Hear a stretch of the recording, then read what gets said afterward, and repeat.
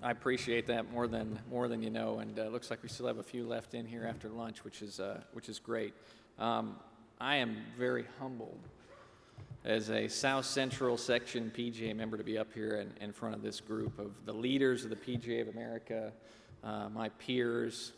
I'm just a small-town guy from Stillwater, Oklahoma, that had an idea that was embraced, and I will be indebted to each and every one of you in this room for your support, your belief in this cause that I think truly is just getting started, as Bob indicated in the video there. In 2007, PGA members raised $1.1 million, or helped raise $1.1 million. And as you saw, that will go to help provide scholarships for truly our most deserving citizens in this country, the spouses and the children of those wounded and killed in action in Iraq and Afghanistan. I was in Washington, D.C. last week, and just to let you know that your efforts are greatly needed. There was an organization that had 10,000 requests for financial aid from spouses of military members, and we're only able to fulfill 65 of those due to their financial limitations. And we're going to be able to go in there and immediately impact and help those spouses trickle down that tradition of education in those families. I would like to thank each one of you, and I would be remiss if I didn't single out a few folks. It was definitely a team effort. To Brian Whitcomb, who when I called him on the cell phone, I couldn't believe he called me back the next day and was on board immediately. Joe Steranka, his belief. Jamie Carboni and all the PGA staff. As this thing took off, we were shooting for 500 courses, and every secretary and every person at PGA headquarters was stuffing envelopes as fast as they could for days, and so I single-handedly stopped operations down there for a month, so that was great. A couple PGA golf professionals that stood out, and again, it was a team effort, but Jack Connolly, Brad Demo of the Midwest section, Paul Reinking, both long-term friends of our family that really stepped up to the call. And again, to each one of you, in 40 days, we had over 3,200 golf courses sign up for this initiative. So from me to you, I'd just like to give everybody a round of applause.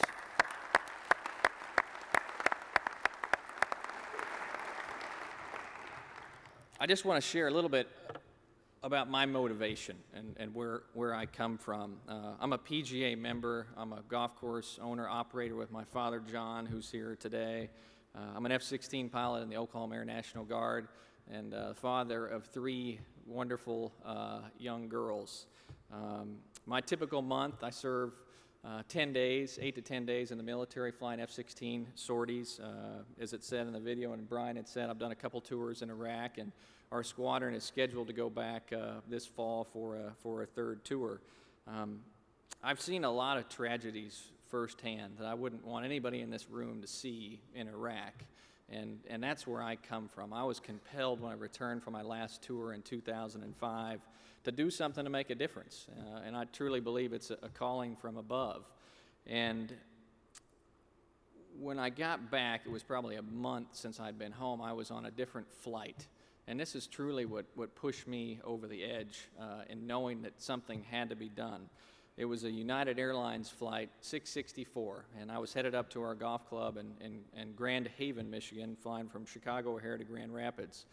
And it was one of those cold, awful, dark, delayed nights in Chicago O'Hare that if you do any travel time, and Brian got stuck there on his way to Michigan, so he knows, that's not any fun. And we waited on this United Air plane, and we waited, and finally ended up getting on the plane, and I noticed there was a kid in dress greens, a corporal in 1st class. And I didn't really think anything of it other than, wow, that's nice, they're taking care of somebody home on leave, putting him up there in 1st class. And we eventually made it to Grand Rapids about midnight and touchdown, and the captain came over the intercom and said, I'd like everybody to remain seated. We have an American hero on board. And there was a pause, and then he continued, and he said, we've carried the remains of Brock Buckland home on this flight. And his brother Brad is in 1st class and has accompanied him the 6,000 miles from Iraq. And for the next 40 minutes, I sat on this plane at midnight in seat 24A, and I watched the coffin come out The honor guard was there. I watched his family, his 4-year-old son, and collapsing literally on the tarmac. And all you can think of is how awful it is, and you hope the tide of war never turns on you. But for me, as an F-16 pilot, that was the first time I ever saw the other side of the tragedy of war. And I can assure you, anybody else that was in that seat that I was in that day would be doing the same thing that I'm doing. It changes you forever. To date, we've lost 4,669 soldiers. Families have given those individuals to us as American citizens. Over 40,000 families are coping with a wounded military member from Iraq and Afghanistan, the conflicts there. And more importantly, from a generational aspect, there are over 733,000 people or families that have given their soldiers to each one of us as American citizens from conflicts dating back to World War I. And I stress that it's not just about educating the legacy here, it's about honoring the fallen is truly what we're about.